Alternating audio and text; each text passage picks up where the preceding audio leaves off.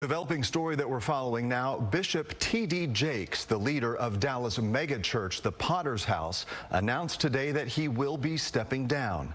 Jakes is a world-renowned pastor. Remember, he suffered a heart attack in front of his congregation last November. Well, this morning, Jakes said that his daughter and son-in-law will now take the lead. Fox 4 Stephen Dial is in studio tonight with more. Stephen, welcome. This was a shock to many in the religious community. Bishop T.D. Jakes has been a spiritual advisor to presidents and a religious voice to thousands. Now he says it's time to pass the baton to a new generation.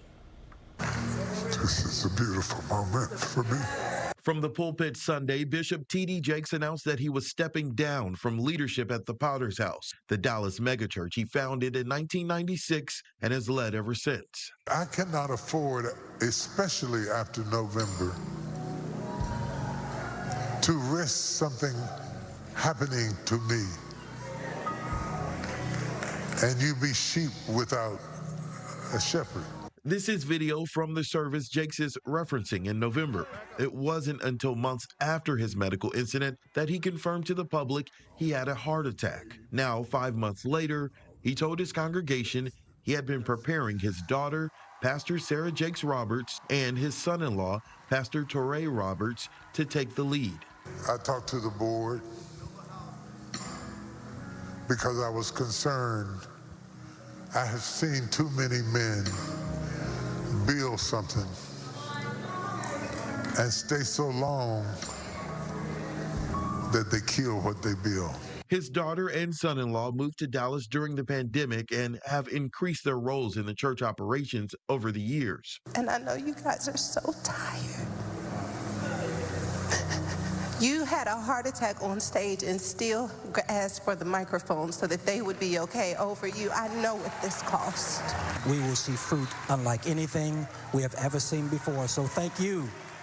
In nearly 30 years at the helm, Jakes has presided over services that reached tens of thousands in person and online. He served as an advisor to multiple presidents and was a featured speaker at the inauguration of President Barack Obama. The church's ministry launched wide-ranging programs that span the globe, from health and financial initiatives for underserved communities to offender reentry assistance. Jakes told his members they will still see him, but it was time to take a step back.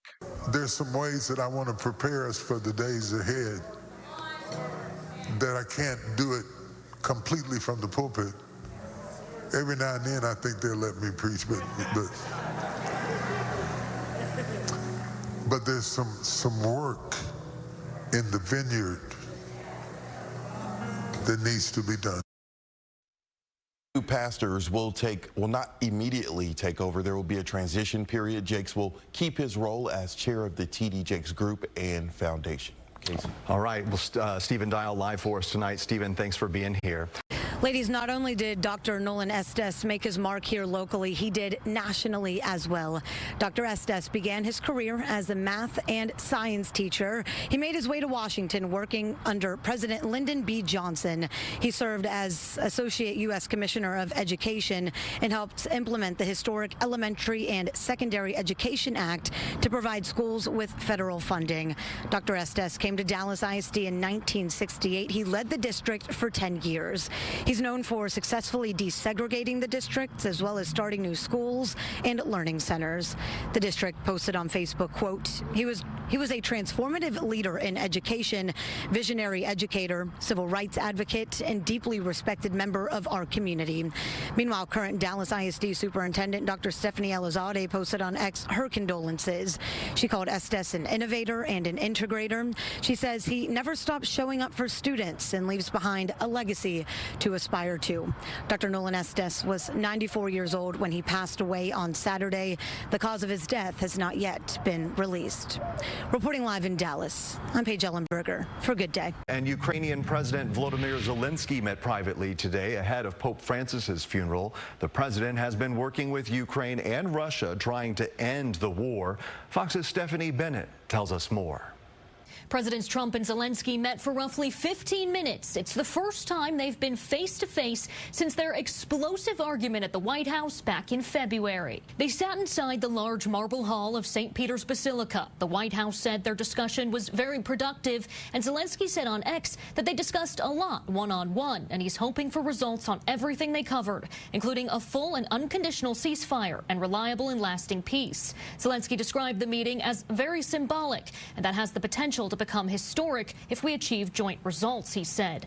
Unfortunately, death sometimes brings people together in a unique way, and it looked like a touching meeting, and I hope for the soldiers and the families in Russia and Ukraine that something positive comes from that. President Zelenskyy was met with public applause as he entered St. Peter's Square. Both presidents also met with UK Prime Minister Sir Keir Starmer and French President Emmanuel Macron, who have sought to mediate between the two since their explosive argument. Zelenskyy commented briefly after the funeral.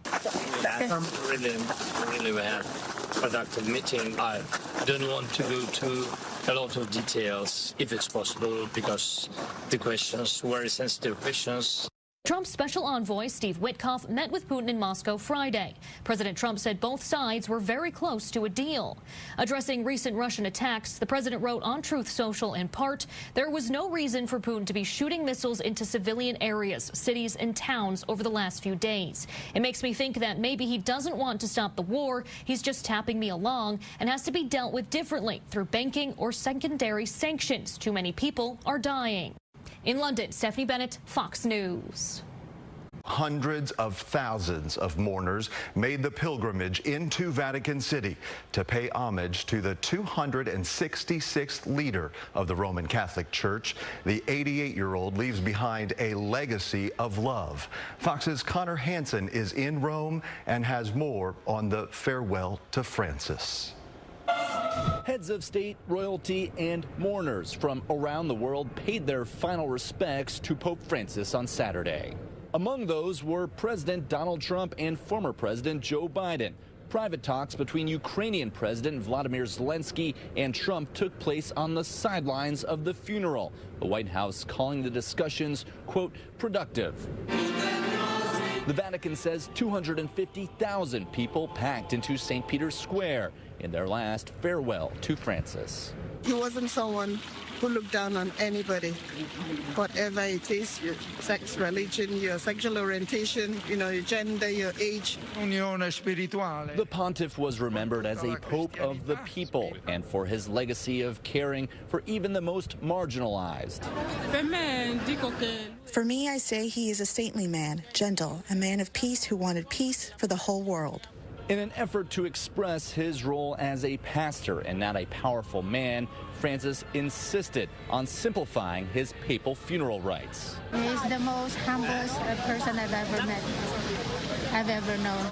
Following the funeral mass, a group of people from humble backgrounds, including sex trafficking victims and prisoners, privately met the Pope's casket at St. Mary Major Basilica in a final farewell and reflection of Francis's character. The global Catholic Church now begins 9 days of mourning for Pope Francis. After that, a papal conclave will begin to choose his successor. In Rome, Connor Hansen, Fox News. So picking the new pope will take place in the coming weeks, but there are so many questions surrounding just what that process looks like. Well, Fox's Anna Eliopoulos shows us. As Catholic cardinals flock to Vatican City for the funeral of Pope Francis, they're also gathering for discussions on who will succeed him in a secretive behind-closed-doors process known as the conclave. And they'll be locked in together, and they'll have rounds of voting until they select the next pope. Francis represented a more progressive approach for the church. The first pope from the Americas, he put an emphasis on making it more accessible and welcoming to regular people. It wasn't just about beliefs, but it was primarily about moving out into the world and serving people.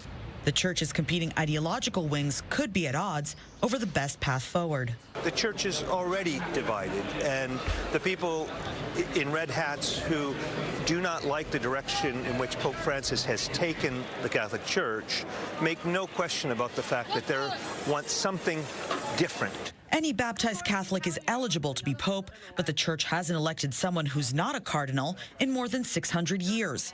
It's possible we could see the first pope from Africa or Asia, where the church has larger opportunities for growth. The cardinals will keep voting until a 2/3 supermajority is reached. And if there's no winner, black smoke will come out of the chimney and above the Sistine Chapel. If they should elect the Pope, then the famous white smoke billows out of the pipe. Francis' funeral begins a traditional 9-day period of mourning. The earliest the conclave could begin is May 6th. Anna Eliopoulos, Fox News.